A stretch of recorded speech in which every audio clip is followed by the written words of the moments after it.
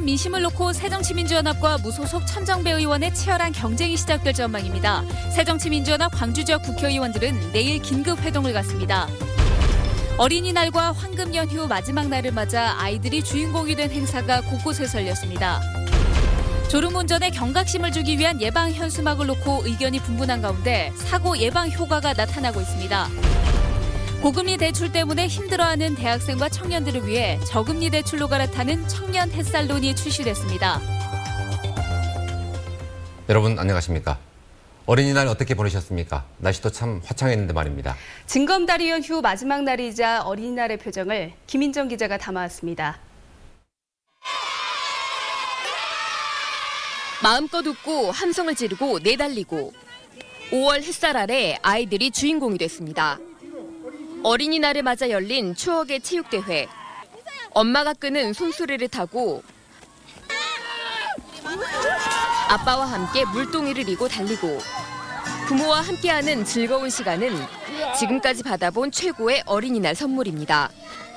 보통 때는 그 장난감 사주고 그러는데 이런 큰 선물을 처음 받아봤어요. 오늘은 아빠와 내가 한 팀. 꼭 이겨야 하는데 웃음이 터져 과자 한 입 베어 물기가 쉽지 않습니다. 항상 못 놀아줘서 미안하고 오는 만큼은 애들하고 정말 재밌게 한번 놀아보고 싶어서. 어린이날 빠질 수 없는 인기 장소는 놀이공원. 화창한 하늘로 솟구쳐 오르는 놀이기구에 아이들 기분도 날아올랐습니다. 바이킹 타고 청룡열차 타니까 막 하늘에 둥둥 떠다닐 것 같은 기분 좋아요. 원숭이 엉덩이는 정말 빨간가. 무료 개방한 동물원에도 하루 종일 아이들이 북적이었습니다. 근로자의 날에서 어린이날로 이어진 가정의 달 징검다리 황금 연휴 마지막 날. 곳곳에서 열린 행사에 나들이 차량과 인파가 몰린 하루였습니다. MBC 뉴스 김인정입니다.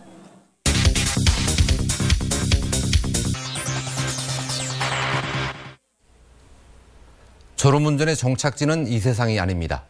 고속도로 달리다가 이런 현수막 보신 분들 아마 많으실 겁니다. 잠이 확 깬다, 아니다, 너무 섬뜩하다. 이렇게 운전자들의 반응이 엇갈리는 가운데 도로공사는 어쨌든 사고가 줄었다고 판단하고 있습니다. 송정근 기자가 현장 취재했습니다. 터널을 빠져나온 승용차가 갑자기 가드레일을 들이받고 호공을 3바퀴나 돈 뒤 멈춰섭니다. 또 다른 승용차도 갑자기 교통시설물과 부딪히면서 호공에서 수차례 돕니다. 모두 고속도로 졸음운전 사고입니다. 최근 5년간 고속도로 졸음운전 사망자는 연평균 180명으로 고속도로 전체 교통사고의 60%를 넘습니다. 이렇게 졸음운전이 고속도로 교통사고의 주요한 원인으로 손꼽히면서 한국도로공사가 대책을 내놨습니다. 올해 처음으로 졸음운전은 살인운전, 졸음운전의 종착지는 이 세상이 아닙니다 등의 살벌한 문구가 적힌 현수막을 고속도로 곳곳에 설치한 겁니다. 지난 3월부터 광주 전남에만 470여 곳, 전국적으로는 2,700여 곳에 이릅니다. 다소 직설적이지만 강력한 메시지를 통하여 고속도로 배경에 대량으로 설치하여 운전자들의 경각심을 고취시킴으로써 강력한 문구에 운전자들의 반응이 다양합니다. 아무래도 그 문구를 보게 되면은 보는 순간만큼은 이전보다 더 많이 긴장하는 것 같아요. 더 운전에 집중을 하게 되고. 섬찟하지. 섬찟해. 절대 해서는 안 되지. 제도 시행 한 달여 현수막 때문인지 지난 1분기 고속도로 사망자는 24%나 줄었습니다. 효과가 있다고 판단한 도로공사는 현수막을 추가 설치하는 한편 당분간 현수막 게시를 이어가겠다는 계획입니다. MBC 뉴스 송정근입니다. 황금 연휴 마지막 날 광주 무안강 고속도로에서 추돌 사고가 잇따랐습니다. 오늘 오후 5시쯤 광주 무안강 고속도로 노안터널 근처에서 10중 추돌 사고가 발생한 데 이어서 30분 뒤에는 문평터널 근처에서 2중 추돌 사고가 났습니다. 이 사고로 모두 7명이 다쳤고 나들이 차량들이 밀려서 고속도로 통행에 차질이 빚어졌습니다. 호남 민심을 잡기 위한 새정치민주연합과 무소속 천정배 의원 측의 한판 대결이 시작됐습니다. 재보선 참패 때문에 안 그래도 고민 많은 새정치민주연합으로선 안팎으로 골치 아프게 됐습니다. 보도에 한신구 기자입니다. 재보선 참패 이후 첫 방문지로 어제 광주를 찾은 문재인 대표. 싸늘해진 민심이 먼저 맞았습니다. 문 대표 이거 보고 가도록 나왔어요. 문 대표 가면 우리도 가니까. 기득권에 연연하지 않고 사람과 제도, 당 운영 방식까지 모든 것을 바꾸겠다며 민심 다잡게 나섰지만 효과는 미지수입니다. 통렬하게 반성하면서 완전히 새로운 정당을 만들겠다는 그런 굳은 결의를. 호남에서 독자 세력화를 추진 중인 무소속 천정배 의원의 움직임도 관심입니다. 젊고 유능한 UDJ를 모아 내년 총선에서 제대로 붙어보자는 것인데 호남 민심을 놓고 새 정치와 새 인물 영입이라는 양측의 한판 승부가 불가피해지고 있는 겁니다. 내년에 한번 명확한 비전도 만들어서 한 일종의 정치 세력으로 새정치민주연합과 경쟁해 보겠다는 거지요.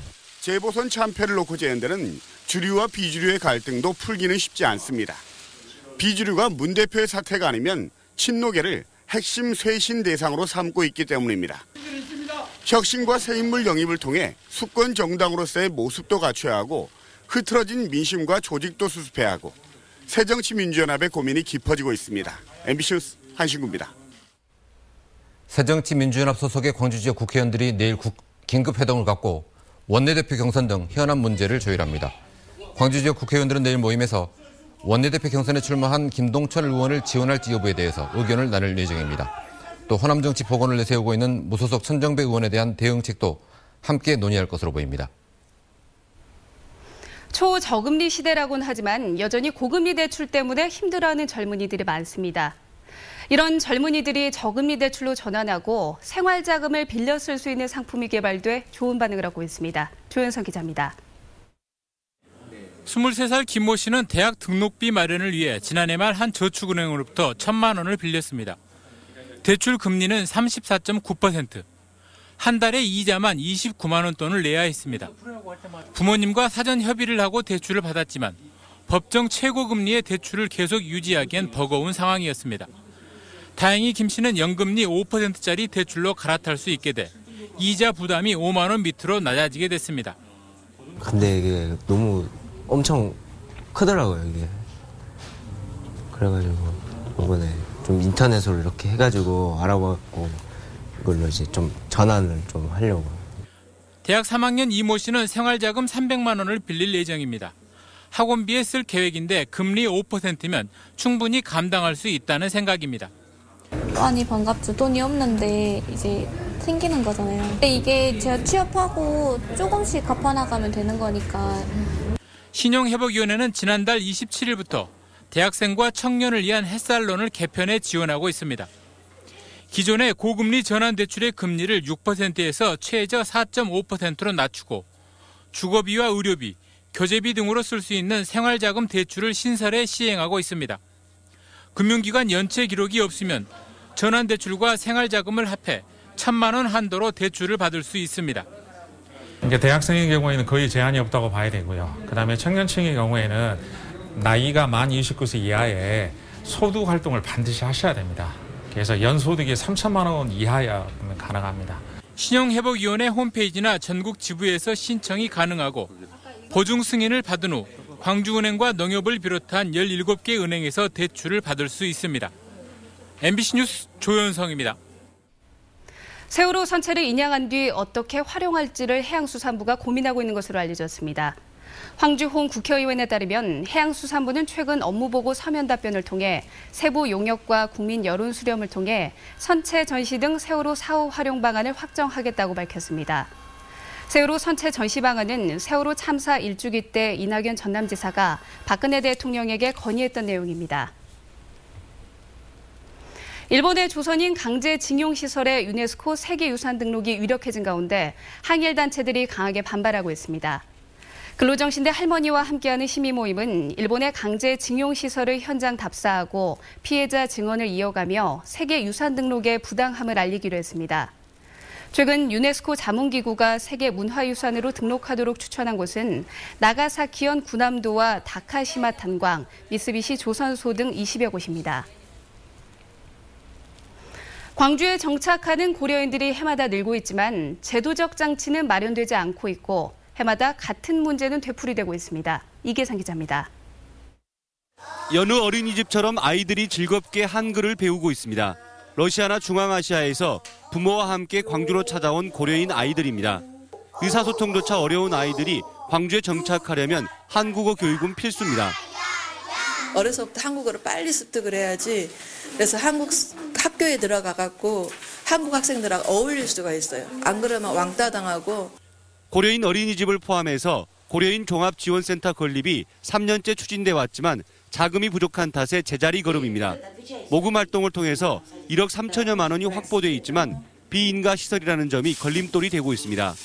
이 때문에 고려인들에 대한 취업과 산업재해 상담 등 각종 서비스를 원스톱으로 제공해 주려던 계획은 언제쯤이나 가능할지 알 수 없는 상황입니다. 또 관련법에 따라서 고려인들은 취업할 수 있는 일자리가 제한돼 있다 보니 초기에 정착하는 데 애를 먹고 있습니다.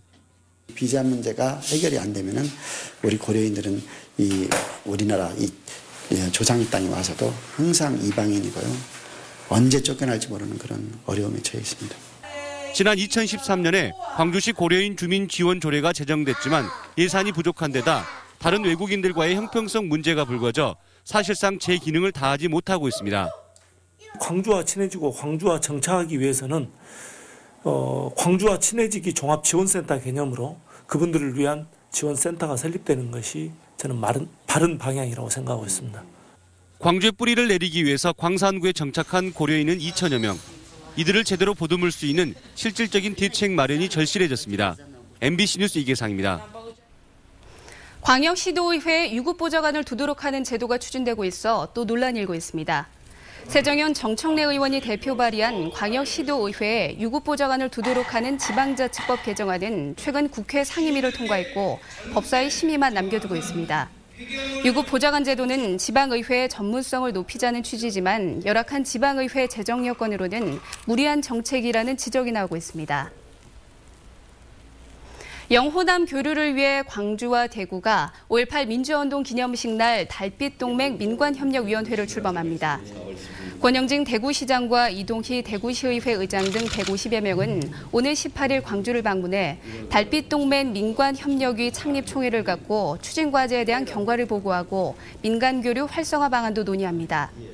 방문단은 이날 5.18 기념식에 참석하고 아시아 문화전당과 광주 창조경제혁신센터 등을 둘러볼 예정입니다.